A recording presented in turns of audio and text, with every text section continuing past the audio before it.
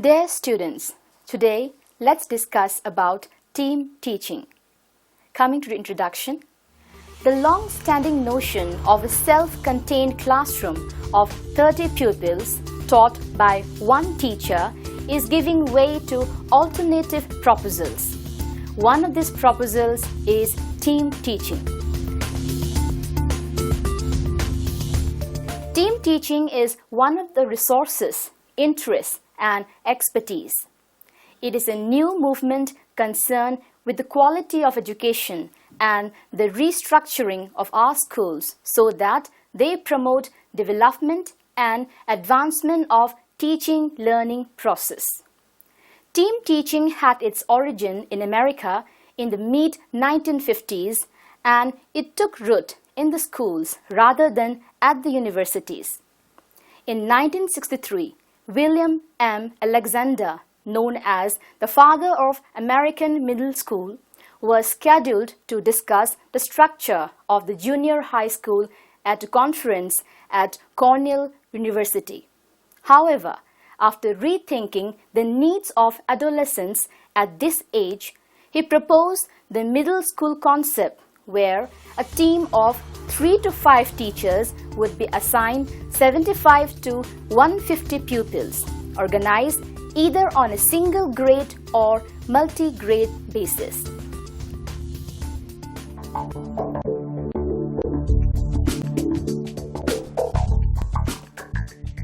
The meaning of team teaching.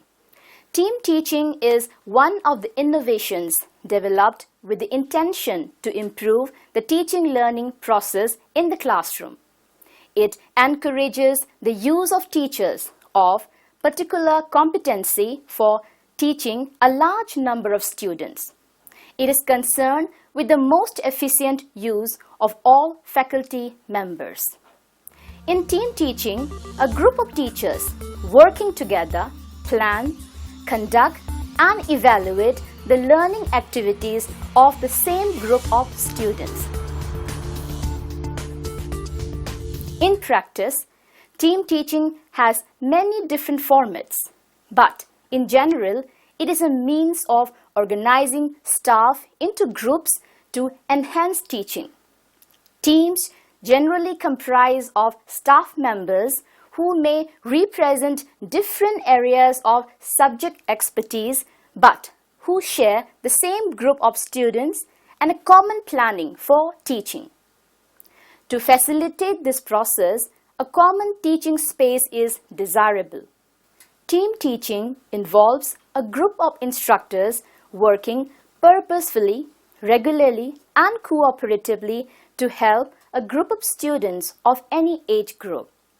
Teachers together set goals for a course, design a syllabus, prepare individual lesson plans, teach students, and evaluate the results. They share insights, argue with one another, and perhaps even challenge students to decide which approach is better. Let's take up some definitions of team teaching. Singer, in 1964, defined team teaching as an arrangement whereby 2 or more teachers cooperatively plan, teach, and evaluate one or more class groups in an appropriate and agreed upon teaching plan and in a given length of time, so as to take advantage of specific competencies of the team members. In the words of Seflin, 1964, team is a type of instructional organization involving teaching personnel and the students assigned to them, in which 2 or more teachers are given responsibility of working together for all or a significant part of the instruction of the same group of students. Let's now discuss some of the characteristics of team teaching. Team teaching is a teaching method. 2 or more teachers participate in the teaching process. Team teaching is based on cooperation. All the teachers participating in the team teaching apply their resources, abilities, and experience. All the teachers involved in the team teaching plan and execute teaching by full cooperation. Evaluation is also done on cooperative basis. During this process, the needs of the pupils, schools, and existing resources are also considered. One topic is taught by 2 or more teachers turn by turn. The main aim of team teaching is to make teaching learning more effective. This method is based on collective responsibility and it avoids isolation. And thus, the whole responsibility is shared equally by all the teachers in the team. This method helps to create new instructional conditions and thus bringing more interaction and more innovation into teaching. Guiding principles. The guiding principles of team teaching can be discussed as under: time factor, level of instruction, supervision, size and composition, appropriate duties, and learning environment. Time factor. In team teaching, the duration should be decided on the basis of the subject's importance. To allot too much time to an unimportant subject makes the team teaching ineffective. Level of instruction. Before imparting instruction to the pupils, the initial behaviors of the learners must be observed and the level of instruction should be given according to the pupils' prerequisite knowledge. Supervision. The method of supervision depends upon the objective of the group. Therefore, the objectives of the group must be kept in mind at the time of the supervision. Size and composition. The present size of the class will decide the objectives of the team teaching. The size and composition will decide the learning outcomes of the group. Appropriate duties to be assigned to the teachers. The division of the duties and responsibilities of the teachers should be appropriate. The duties should be assigned to each of the teachers according to their academic merit, interests, and personality traits. Hence, the team members are to be selected very carefully in order to bring about an effective team teaching. Learning environment.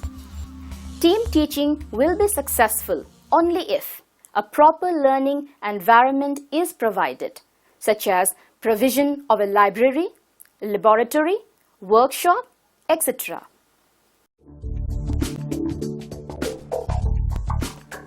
Let's now discuss the procedures in team teaching. Team teaching involves 3 major stages. Stage 1, planning. Stage 2, execution. Stage 3, evaluation. Each of the above mentioned stages in the entire procedure of team teaching consists of several general activities which are given as under. Stage 1, planning. In this stage, a number of activities are undertaken by the administrator and the teaching team. Like number 1, deciding the topic to be taught. Number 2, defining objectives in explicit terms. Number 3, identifying initial behavior of students. Number 4, identifying the resources available, namely teachers, aids, buildings, etc. Number 5, selecting a teaching team. Number 6, assigning duties to each master of the team, considering their competence, skills, and instructions. Number 7, preparing a tentative schedule of teaching. Number 8, fixing up the level of instructions. Number 9, selecting teaching strategies. Number 10, deciding ways and means of evaluating the educational outcomes of pupils. Coming to the second stage, that is execution. This stage involves the following activities. Number 1, diagnosis of the learner's state. Number 2, adopting appropriate communication strategy. Number 3, presentation of lead lecture by a competent teacher of the team. Number 4, follow-up work. The other teacher supplements the lead lecture by explaining the elements of the topic in a more simple way. Number 5, providing motivation by the teachers. And number 6, supervising student activities. The last stage, that is the stage 3, and it is evaluation. At this stage, an attempt is made to ascertain whether the objectives of the team teaching have been realized or not. This information provides feedback both to the students and the teachers. This stage involves the following activities. Number 1, based on the objectives of the topic taught, work is assigned to the students. Number 2, evaluating the level of performance. Number 3, diagnosing the difficulties of the pupils and providing them with remedial treatment. Advantages of team teaching. Team teaching has the following advantages. Number 1, it contributes flexibility in teachers. Number 2, it can be effectively used for teacher training. One or a team of trainee teachers can work with an expert teacher. Number 3, it can help to develop professional status of teachers. Students can benefit from instruction by the most skilled and proficient teachers. Number 4, team teaching utilizes space, materials, and equipment more effectively. We do have limitations of team teaching too. Some of the limitations of team teaching are as follows. Number 1, team teaching demands more changes in the existing school organization and teaching practice. Number 2, curriculum needs to be changed. Number 3, success of team teaching depends on the ability of the members of the team to work together harmoniously. The program suffers if friction develops in interpersonal relations. Number 4, a lot of time has to be spent on plans for scheduling, for group activities, and for individual projects. And number 5, opportunities of pupil relationship may be lost because of the complexities of the program and size of the group.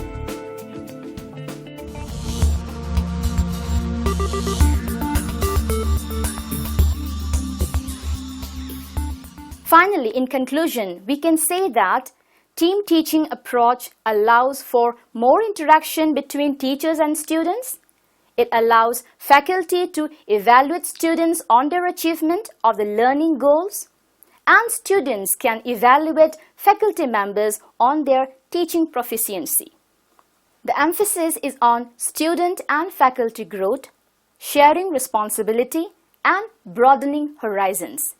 There is a clear and interesting presentation of content and student development, and it has democratic participation and common expectations with cognitive, affective, and behavioral outcomes.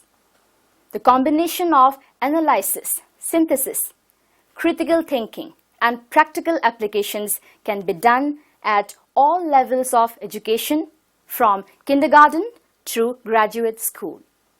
All things being considered, team teaching enhances the quality of learning, and it is sure to spread widely in the future.